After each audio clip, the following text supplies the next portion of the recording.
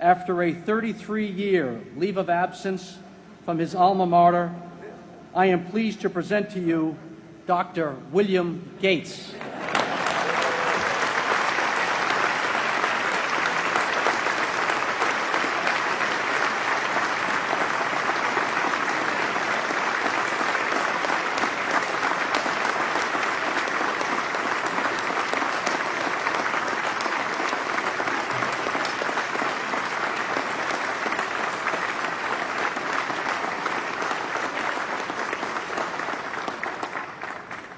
Thank you. President Bach, former President Rudenstein, incoming President Faust, members of the Harvard Corporation and the Board of Overseers, members of the faculty, parents, and especially the graduates. I've been waiting more than 30 years to say this. Dad, I always told you I'd come back and get my degree.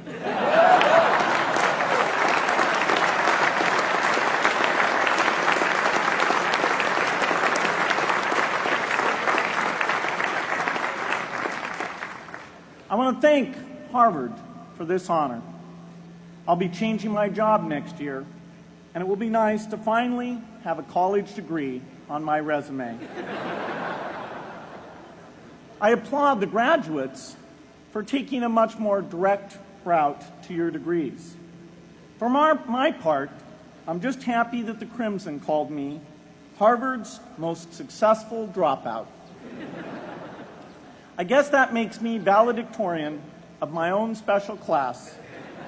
I did the best of everyone who failed. But I also want to be recognized as the guy who got Steve Ballmer to drop out of business school.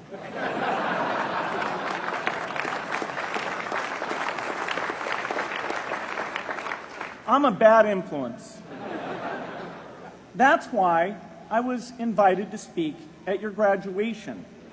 If I'd spoken at your orientation, fewer of you might be here today.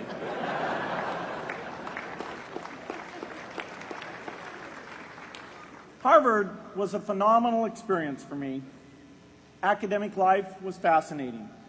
I used to sit in on lots of classes that I hadn't even signed up for. And dorm life was terrific. I lived up at Radcliffe in Currier House. There were always a lot of people in my dorm room late at night discussing things because everyone knew that I didn't worry about getting up in the morning. That's how I came to be the leader of the antisocial group. We clung to each other as a way of validating our rejection of all those social people. Radcliffe was a great place to live. There were more women up there, and most of the guys were math science types. The combination offered me the best odds, if you know what I mean. That's where I learned the sad lesson that improving your odds doesn't guarantee success.